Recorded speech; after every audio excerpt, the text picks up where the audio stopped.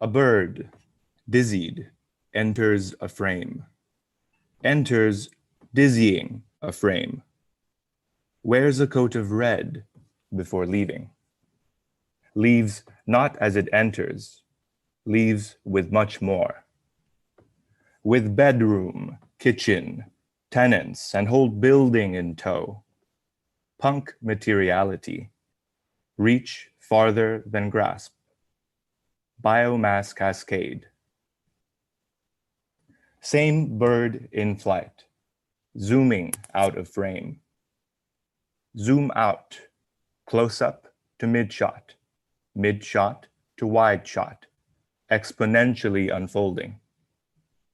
A bleeding perimeter, an overflowing container.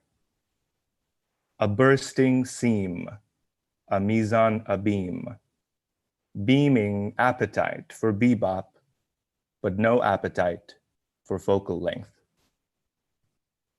Grammar of movement, movement for high bandwidth, an assertion of life in excess of affordances given. An invitation divined of unsorted sorts. Long-distance haptics for movement permits that only abundant movement permits.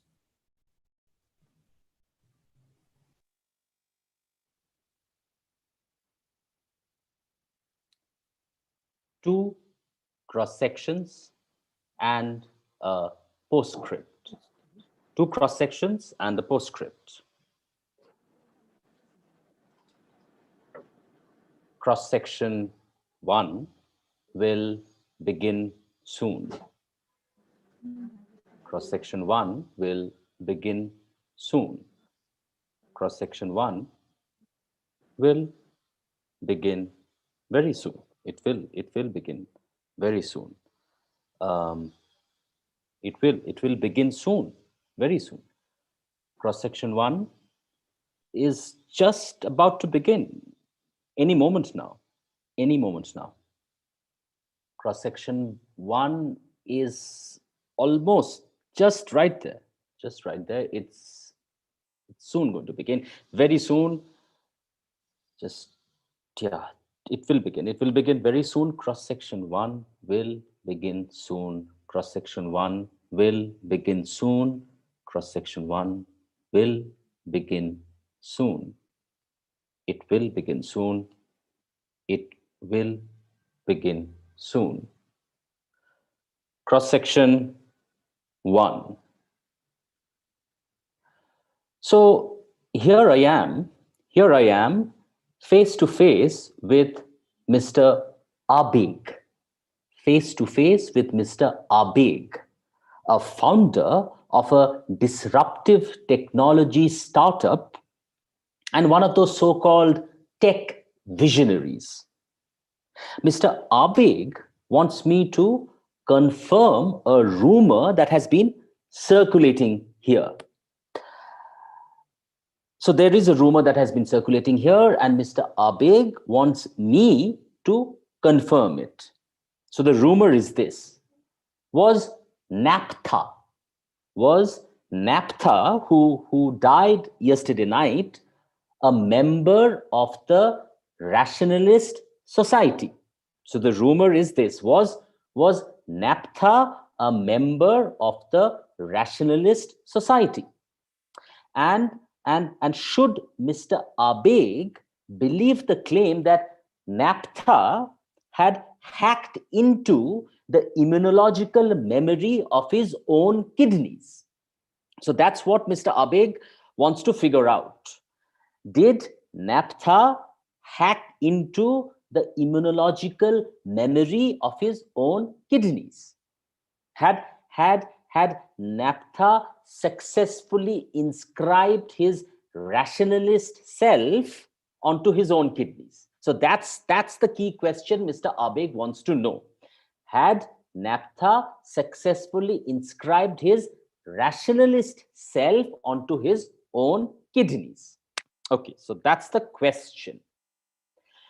Now given Mr. Abhishek's tribulations with his son's renal condition, given that fact is often described in the popular press here with an overabundance of sympathy, I have no difficulty in figuring out that it is Mr. Abeg's son. I have no difficulty at all in figuring out that it is Mr. Abeg's son who will soon become the recipient of Naphtha's kidneys. So Naphtha's kidneys will soon enter the body of Mr. Abeg's son, who is now suffering from a kidney condition. So that clearly explains why Mr. Abeg has bothered to ferret me out, someone like me who is just a lowly researcher, a lowly scientific researcher of immunological memory, and who is known to have some ambivalent rationalist sympathies. So that is why Mr. Abeg has ferreted a lowly researcher like me out from his lab. And here I have to add that the rationalist society in this southern land has always been committed to scrubbing off. The rationalist society in this southern land has always been committed to scrubbing off the remaining traces of dark, superstitious practices that tend to tangle up one's perception of causal linkages. So the rationalist society is committed to scrubbing off these superstitions that mess up the perception of causal linkages. Now, many years back, let me tell you a bit more about naphtha. So many years back, naphtha was employed as a quality control officer. Naphtha was employed as a quality control officer for sulfates and phosphates in a fertilizer factory. Naphtha was employed as a quality control officer for sulfates and phosphates in a fertilizer factory.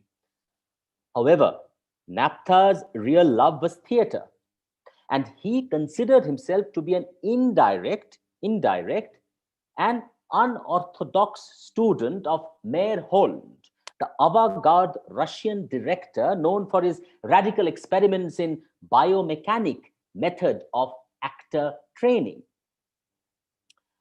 So naphtha, but how did naphtha get into Meyerhold? So this is what happened. Naphtha was initiated into Meyerholdian choreography. Naphtha was initiated into Meyerholdian choreography through Irodov. Irodov was a Russian engineer who had come over to the deltaic shores of Naphtha's land, to this southern land. Irodov had come in the 60s to commission this particular fertilizer factory with imported Russian heavy machinery. So Irodov was this engineer who had come over to the southern land with imported Russian machinery to commission, to get kickstart this fertilizer factory. And it was, in those high octane months of kickstarting the factory's production pipeline, mainly urea production.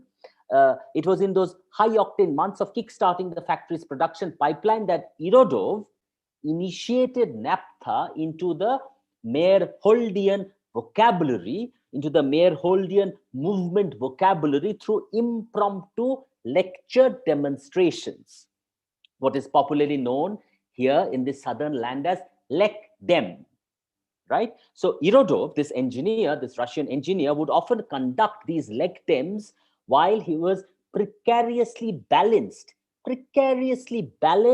on the spiral stairway that snaked around the gigantic Horton spheres. Yeah, so there was these Horton spheres that stored liquid ammonia, and there were these stairways that snaked around these gigantic Horton spheres, and Irodov would be precariously balanced on these stairways, and while he was precariously balanced, he would demonstrate, he would do a lek dem of Meyerholdian biomechanic movement vocabulary, and NAPTA would take it all in. NAPTA would take it all in. By the time Irodov left for his next assignment in Lagos, NAPTA was fully saturated with Meyerhold. NAPTA was fully saturated with Meyerholdian vocabulary. And NAPTA started his own Meyerholdian productions. NAPTA started his own Meyerholdian productions, and in NAPTA's hands, Ancient Rice, a landmark 1942 play set against the darkening clouds of a man-made famine, adapted particularly well to its new Meyerholdian biomechanic costume. So in NAPTA's own productions, in NAPTA's hands, Ancient Rice, which was already a canonical play, adapted, got this new transformation in its biomechanic costume, in its biomechanic movement vocabulary.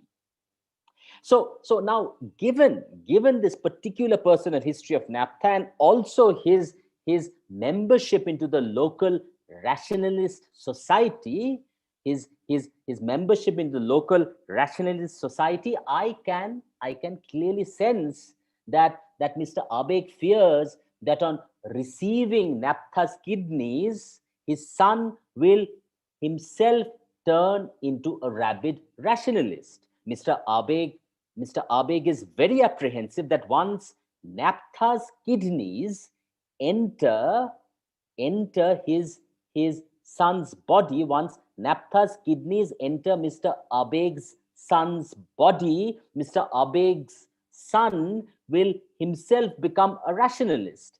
And what will happen if Mr. Abeg's son becomes a rationalist? Mr. Abeg's son will then refuse to continue with the hereditary trade of extracting surplus value through disruptive technologies. That's the first thing Mr. Abeg's son will do if he becomes a rationalist through NAPTA's kidneys, that he will discontinue the hereditary trade of extracting surplus value through disruptive technologies.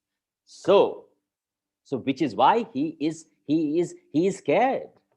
So faced with Mr. Abeg's question on NAPTA, what do I tell Mr. Abeg? What do I tell Mr. Abeg? Should I try to make Mr. Abeg understand that the rationalist and the rationalist society, they consider organ donation as the very enactment of that constitutionally mandated duty of promoting scientific temper? Should I tell Mr. Abeg that the rationalists are constitutionally motivated? That is their constitution? I don't know. Should I tell him that rationalists insist that donating your eyes after your death does not make you blind in your next birth? That the rationalist society has been going on insisting on this fact that eye organ donation, donating your eyes, do not make you blind in your next birth? Or should I tell Mr. Abeg, about epigenetic cellular memory? Should I tell Mr. Abeg about epigenetic cellular memory? And in telling Mr. Abeg about epigenetic cellular memory, should I give him the impression that NAPTA was somehow successful? NAPTA was somehow successful in using epigenetic lab techniques in transcribing his rationalist self onto his own kidneys. Should I tell him that just to make NAPTA's alleged success in transcribing his rationalist self onto his kidneys entirely believable? Should I do that? I don't know. But what I can sense is Mr. Abeg's unease. I can sense Mr. Abeg's unease because it is quite palpable now. Mr. Abeg demands an answer from me. But you see, I want to stretch out this silence. I want to stretch out this silence even more and intensify Mr. Abeg's unease. I want to let NAPTA's kidneys tremble in Mr. Abeg's mind with their potency for unsettling subjectivities. I really want naphtha's kidneys to loom large in Mr. Abeg's mind. Naphtha's kidneys as this destabilizing force for producing new subjectivities. Let naphtha's kidneys generate, at least in Mr. Abeg's own paranoia, a new becoming for Mr. Abeg's son.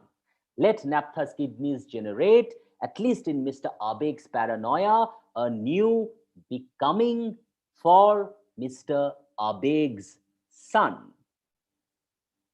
Cross-section 1 comes to an end.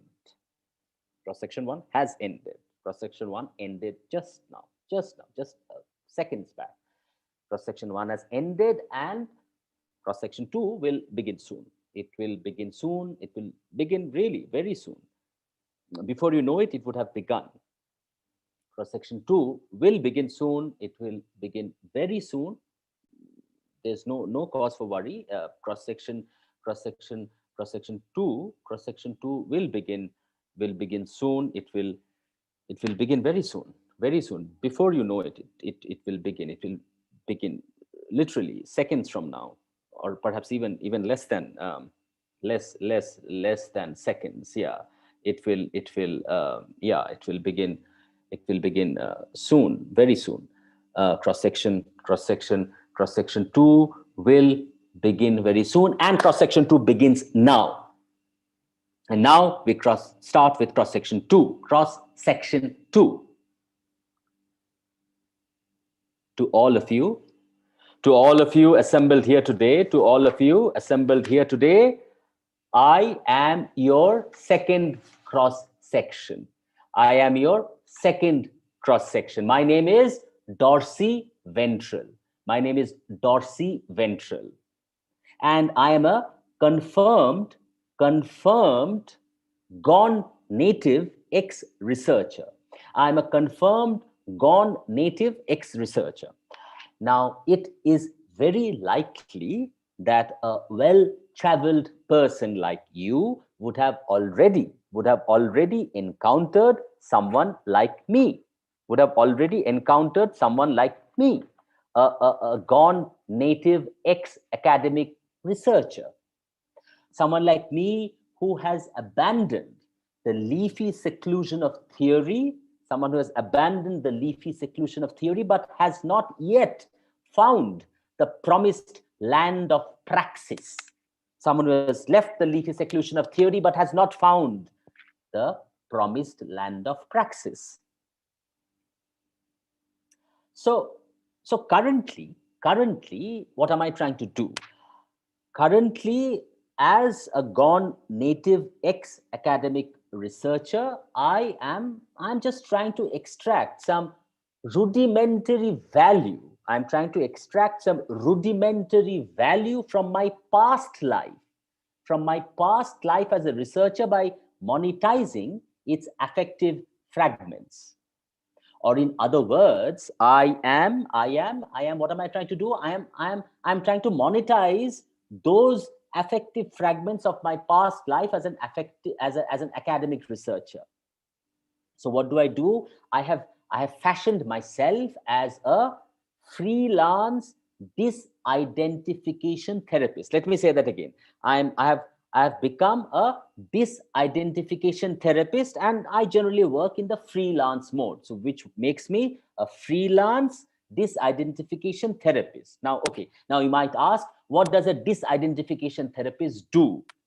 Okay, so my primary and principal clients are young academic researchers. Yeah, so I generally work with them, and for these young academic researchers who are experiencing that inevitable urge to abandon their academic research and do something.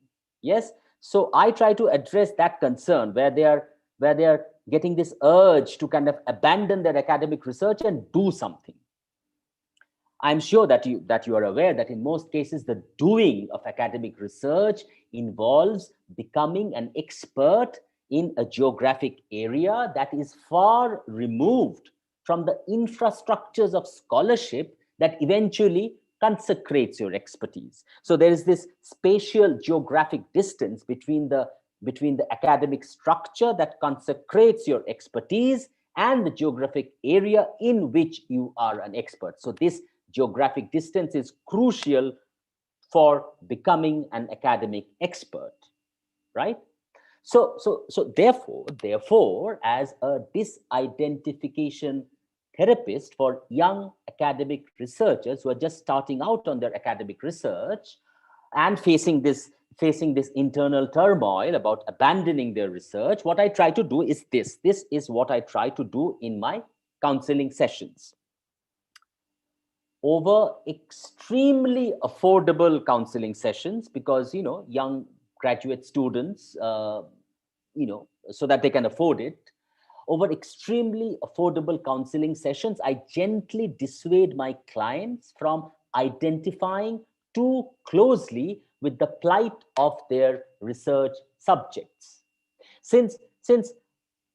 Why do I want to do that? Because I want my clients, these young researchers, to not identify too closely with the plight of their research subjects and to not forget the fact that in instrumentalizing the plight of their research subject, they are contributing to the sprawling articulation of the global development diagram. You must understand these counseling sessions are not a cakewalk for me, as I have to continually revisit my foundational trauma. I have to revisit my foundational trauma of going native. But you see, I am pragmatic enough to realize that my trauma too can be instrumentalized. I'm pragmatic that my foundational trauma of going native can be instrumentalized. So while those counseling sessions do trouble me, they are also therapeutic for me. They allow me an opportunity to revisit my past self. And what was this past self of mine? I was many years back, I was a young, spirited academic researcher myself who picked his way through the shifting sands of affective labor in these southern lands. And I picked my way through the shifting sands of affective labor in these southern lands using a flaming monadic text as my grand navigator. This monadic text, which I used as my grand navigator in figuring out affective labor, was actually composed in a prison house in Padua. So armed with this flaming text and armed with empathy, and my nostrils were alert to the nascent aroma of anarchist resistance, I would try to dissolve myself among healthcare workers and customer service teleoperators. My felt-tipped screw calipers would measure the minuscule angle of dissidence.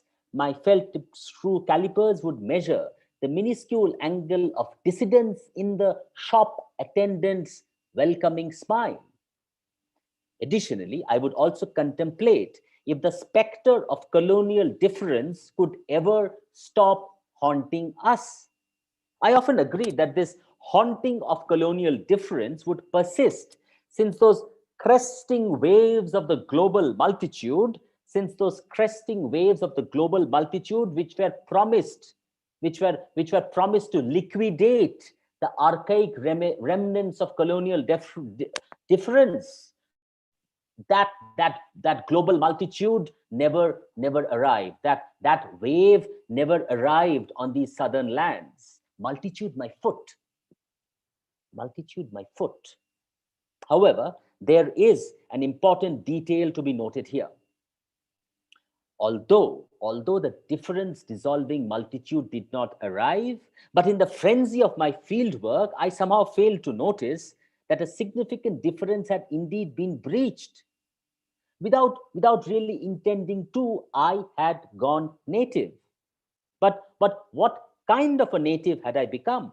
Simply put, I had become my own field subject, and the looming prospect of autoethnography sounded more like a cruel joke rather than an opportunity to flex some juicy self-reflexive muscles.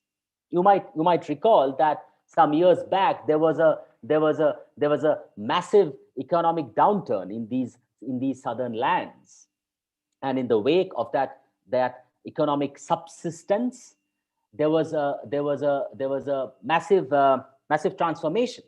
This downturn ensured that I could no longer exhale a guilty sigh of relief for the presence of that unbreachable embankment that I thought would forever separate our privileged researcher selves from our precarious subjects. This economic downturn ensured that I could no longer exhale a guilty sigh of relief for the presence of that unbreachable embankment that I thought would forever separate our privileged researcher selves from our precarious subjects.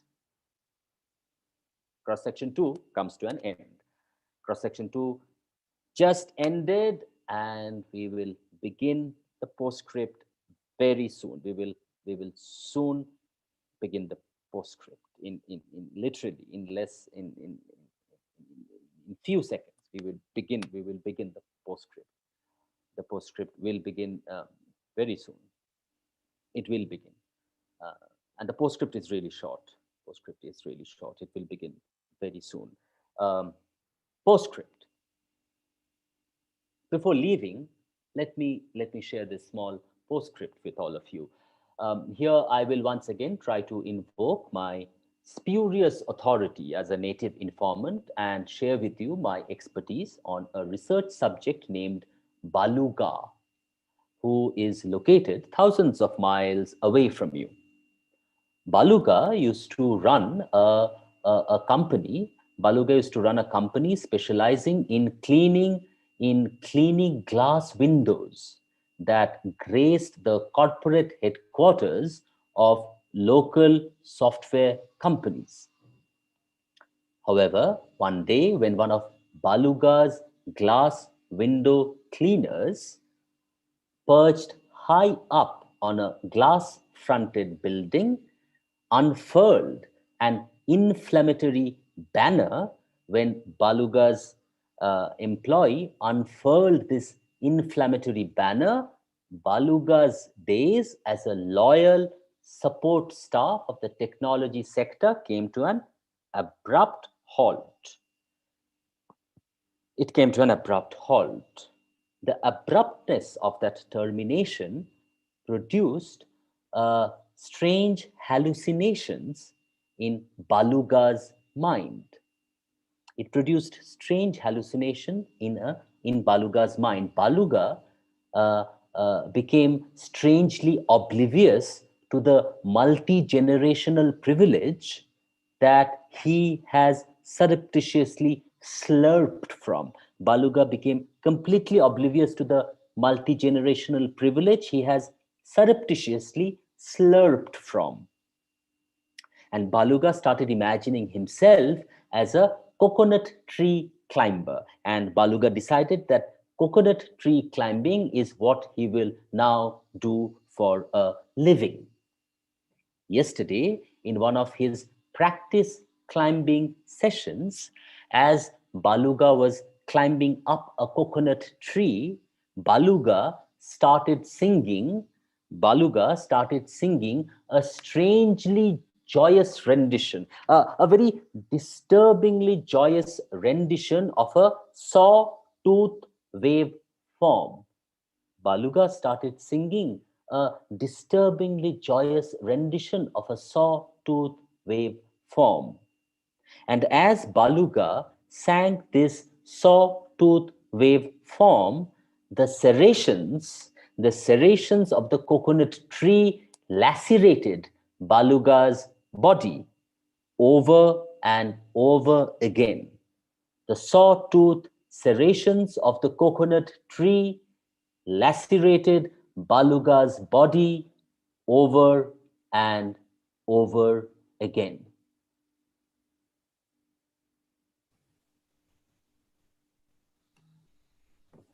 Now, a long shot for a long shot. July 1st, 2020.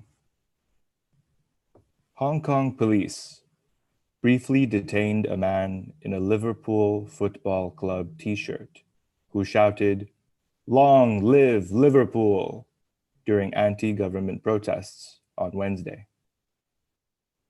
According to In Media, the football fan, Mr. Watt, was across the street from police officers who were conducting stop and searches on a group of protesters when he shouted, "Long live Liverpool." Others reportedly cheered and joined in the chant before officers detained him. Watt told reporters that police had accused him of inciting Hong Kong independence, a now punishable crime under the newly enacted national security laws, which came into effect late on Tuesday night. Watt said that he had been a fan of the English football team for the past 30 years and felt an irrepressible urge to voice his feelings over their recent Premier League championship before exclaiming yet again, "Long live Liverpool."